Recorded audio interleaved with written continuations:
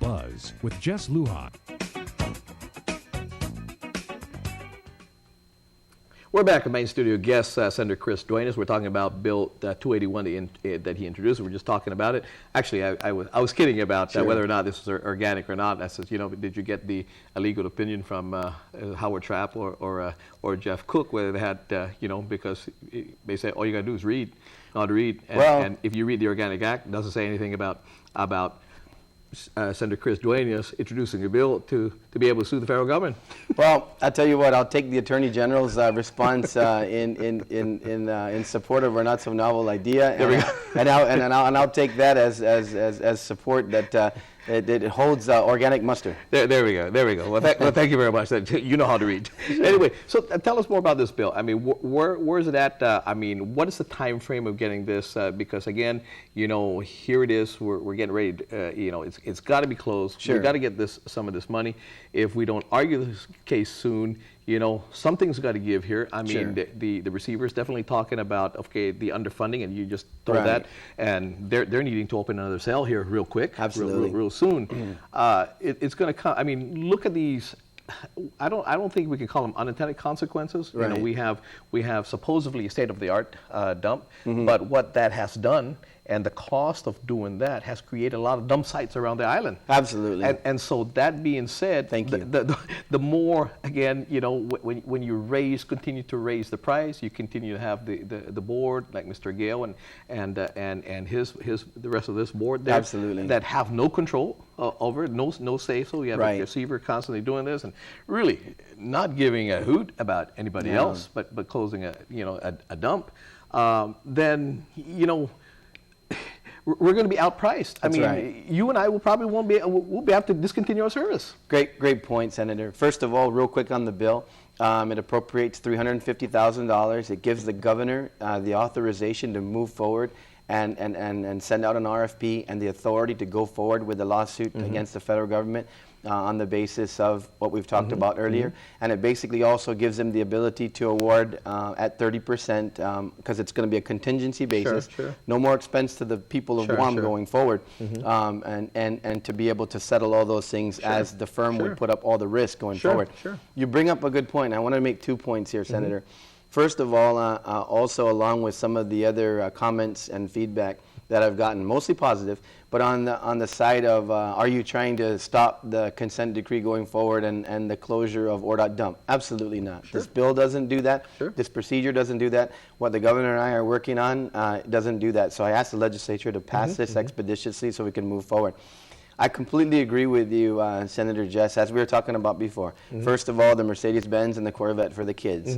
I think that if we really move forward and when this suit goes forward, we might find out that we could do the closing of ORDOT for much less. If we get our ducks in a row and establish what violations are and what our partnerships with the federal government are. And moving forward, there are so many things. I think there was an anticipation from the receiver, and I've talked to some board members on this, that the military buildup was going to subsidize a lot.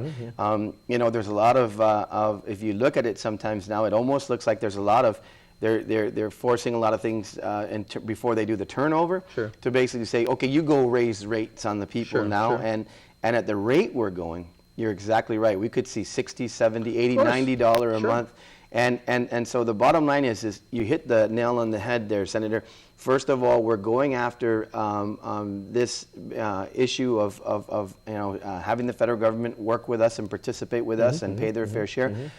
Because of the fact we got to reduce the cost.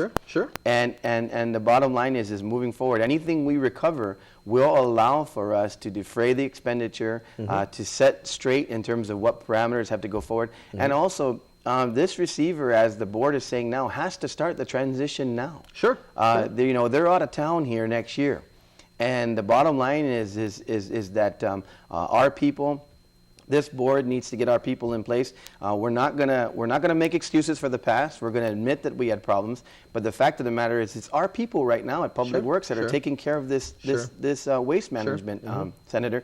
So at the end of the day, we can't have the legacy of receivership being $100 a month rollout carts. Because, as you said, our boonies would just fill up more. No, and you know, of course, again, the fact remains that this is the cost of what we currently have. Okay, right. We're not including the cost yet of the closure of the dump. Right. This is not inclusive again of opening up a new cell. That's right. that is going to be needed very quickly. So, you know, when we're talking $60 a month for garbage pickup and whatever it is commercially, you know, that's probably going to last for about a month or so, and then you're going to have to raise the rates and continue raising it.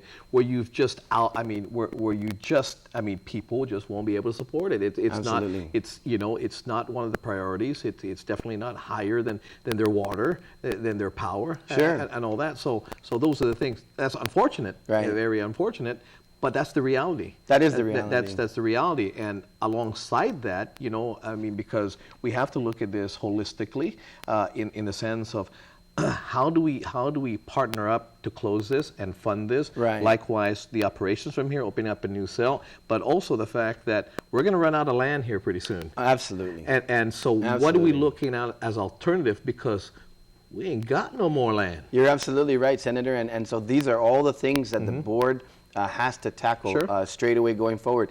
I heard one of my colleagues earlier, and I think it's a little unfortunate, talking about the possibility of some tax credits that are being used in terms of compensating those landowners. That money's going to have to be financed. Of course. The judges already ruled, Senator, that these landowners are righteous in their claim of what happened when their land was taken for this purpose of making La Zone the site, which was a highly disputed, but now what we got area. You can't just take people's land and say, I'll pay you later. That's right. I mean, that's what's happening. Yeah, that's what's happening. Sure. But you know, you cannot say whether these families have money or not. It doesn't matter. Sure. You've taken their land. That's People right. have to be justly compensated. That's right. So the bills are going to pile up, just like what you've been talking about, Senator. Well, so just like the taxes over the years. That's right. You know. And so it's time to move forward. It's time to take this action and move forward. And you know, Senator, this isn't much different than what we talked about with the resolution that was passed, asking the Congresswoman to introduce legislation in Congress.